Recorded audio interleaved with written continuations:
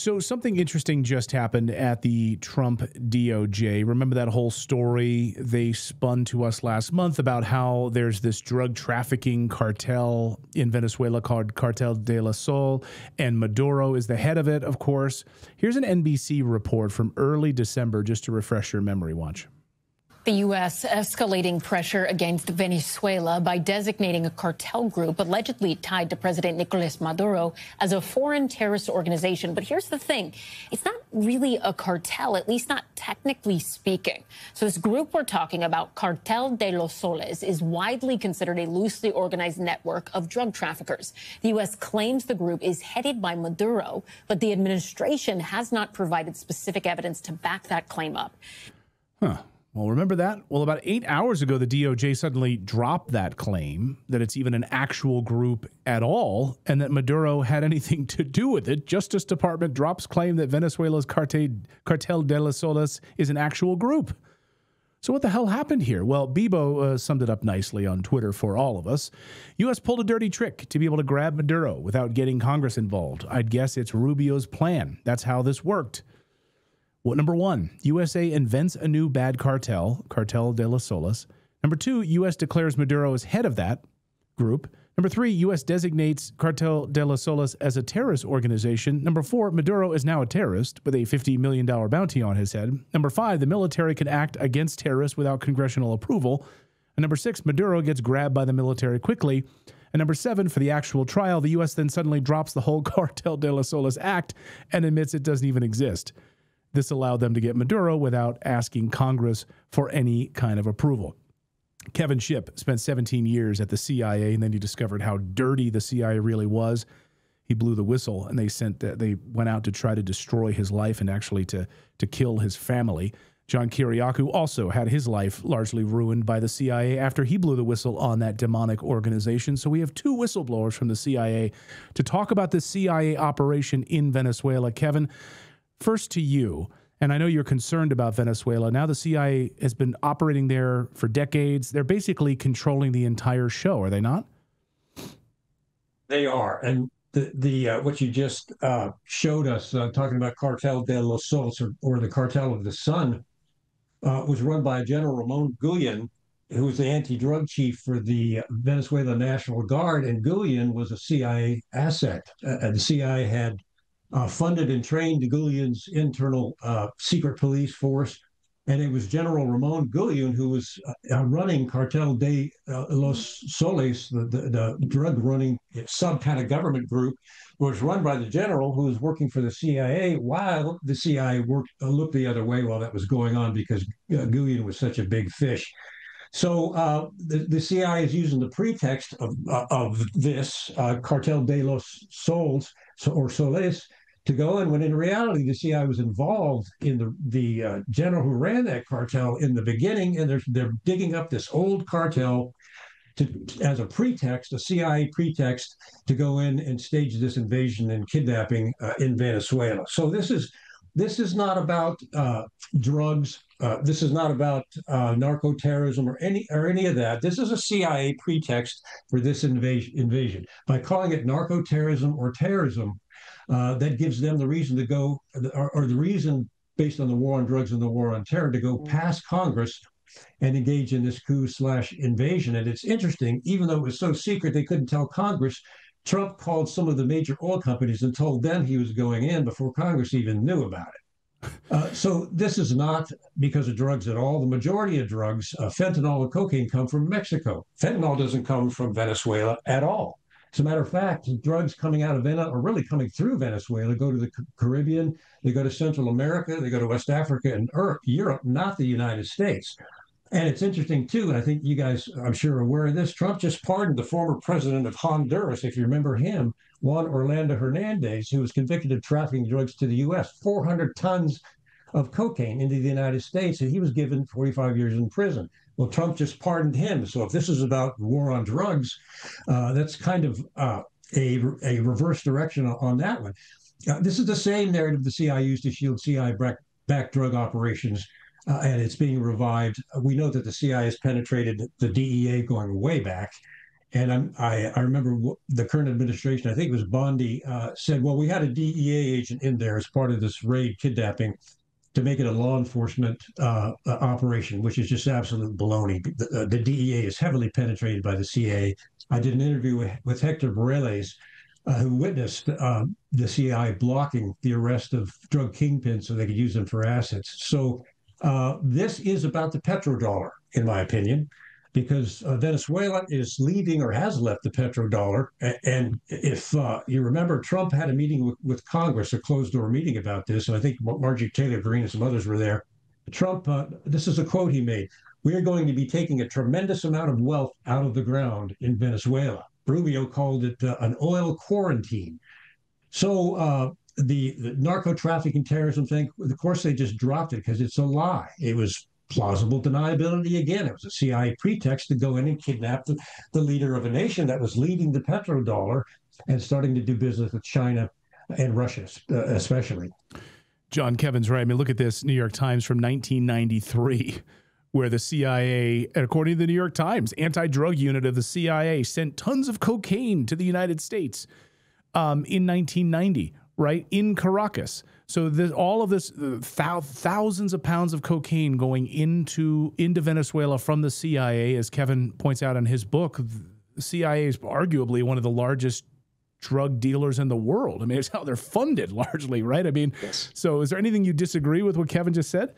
No, Kevin, again, is 100% correct. And I'll add something. We've all seen the Netflix series Narcos, right? Great series. But every season, there's a scene, invariably, where the DEA is just about ready to swoop in and grab their target, Pablo Escobar, the gentleman of Cali. They're going to get ready to swoop in, and just at the last second, the CIA station chief steps in and screws the entire thing up.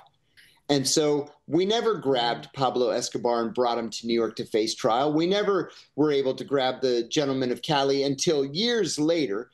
Why? Because in real life, the CIA does screw up the DEA's drug arrests, because the CIA doesn't care about drugs. The CIA, if anything, has abetted the importation of drugs, just like that article from 1990 in the New York Times shows. You know, cocaine didn't arrive in Los Angeles in 1982 by accident, having come through Nicaragua and through the hands of the Contra rebels who were on the payroll of the CIA. The CIA was involved in bringing cocaine to Los Angeles. It's a historical fact. It's been proven to be true. So right. Listen, every time I hear that this is all about keeping drugs about the United States, I have to shake my head. I'll throw this out to both of you guys because the opposition leader was funded by the Endowment for Democracy. Yeah. Which is another name for CIA, right? So, right. So that's correct. So now, who's in charge down there? What sort of a puppet government are we setting up? Is it similar to Ukraine, Kevin? And I'll start with you. Well, yeah, the CIA has recommended to Trump, I understand, to keep the vice president, Delcy Rodriguez, I believe is her name, to keep her in place and not install a new leader instead of her. And the reason that he's doing that is because she still controls the military and the police in Venezuela, and she's not real happy about what just happened, despite the source that they had within the Venezuelan government, who probably got the $50 million bounty. Anyway, she controls the military and the police, and for the CIA to remove her and place someone else in there could really cause a military a military mess in Venezuela and attract boots on the ground from the United States. So the CIA has recommended that Trump keep the vice president in charge of Indonesia as long as she plays ball and goes by the petrodollar system and starts selling oil back to the United States in U.S. dollars. Then the U.S. will go back in and help them rebuild their infrastructure, oil infrastructure, which the U.S. blocked, which is one of the reasons Venezuela is in such a catastrophe economically. So that's the way it's playing out now. She'll be the vice president as long as the Trump administration thinks that she's going to play ball and keep the petrodollar going. The petrodollar is linked directly to the U.S. dollar. and the BRICS nations and others are abandoning the U.S. dollar as the reserve currency. If the petrodollar is abandoned and the yuan or something else takes its place, it will cause a severe financial crisis in the United States because the U.S. dollar value is tied to the petrodollar. That's what this is all about. It's all about, you say, well, it's all about oil, and then there's some media puppets that have come out, and I think the CIA is using some AI bots on social media, which they do. They're coming out and mocking people who say, well, this is just about oil. It's all about oil. Well, fact of the matter is, it is all about oil. It's not about drugs at all. I think we've just proven that. There's no question about that. This is about the petrodollar and maintaining the U.S.'s foothold and control over Venezuela, its government and economy, and its continued involvement in the petrodollar. If the Trump administration is threatened in any way with Venezuela continuing to sell oil to China or Russia, then we'll see the vice president taken out of her position fast. John, Kevin just brought up something really important, which is the CIA's bot program here. Now, over the past 48 hours, we've been covering here on the show all of these like fake videos that are being shared by like MAGA influencer types, and they're all parroting and sharing all of these fake videos from 3 years ago that show soccer celebrations and other things like that.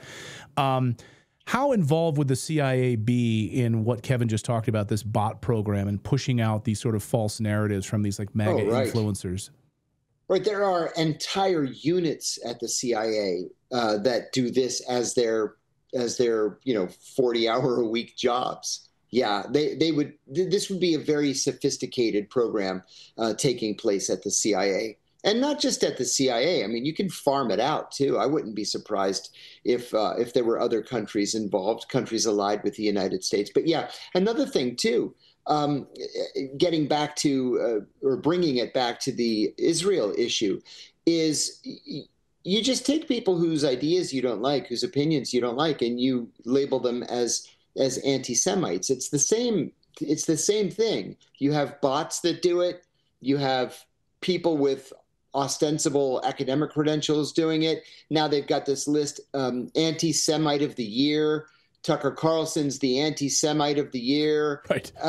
It's the same idea. You just have an army of bots and programmers. And I mean, you can essentially bombard somebody with so many bots that you put them out of business on social media platforms. Oh yeah, for sure. I mean, we see it definitely in the chat rooms. Anytime we have like mention Israel in the title of our live stream, we'll get hit with these bots. And I've been told, by the way, from intelligence sources that that's exactly what happens. And so I'm not surprised by this at all. John, I'll give you the final word on that side, on the who's going to be running the show down there in Venezuela.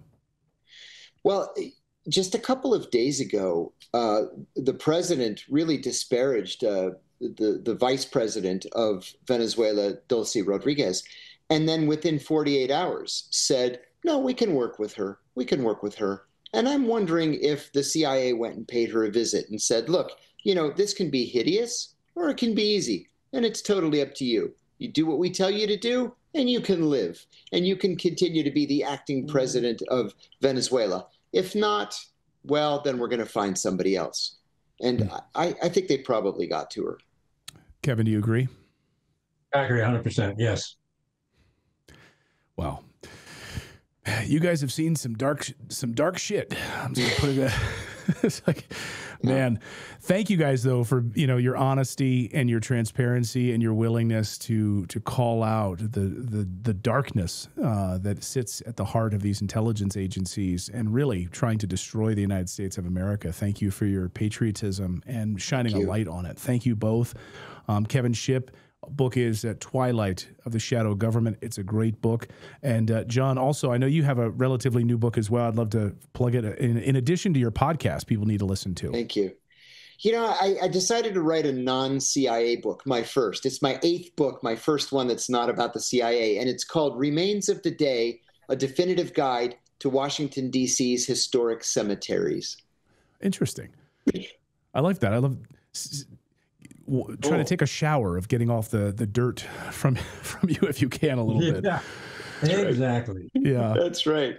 John and Kevin, great to see both of you. Thanks for hanging out together. I wasn't planning on this, but hey, I was great to be able to chat with both of you. Great to see my friend Kevin. It's a real treat to be on with John. Yeah, maybe a first Pleasure's time mine. for both of us. Yeah, yeah. Thank you, Clayton. You bet. Thank Thanks, you. guys. Great to talk with both of you. Thanks, Kevin. Thanks, right. John. All the best. All right. Bye-bye. Two American patriots right there. So, boy, I mean, when you hear their stories separately, totally separate, and how the CIA, once they called them out, tried to ruin their lives, destroy their lives. Kevin's story, just finished that, just reading that over the Christmas break, and holy smokes, just devastating. But thank you for those guys, true patriots.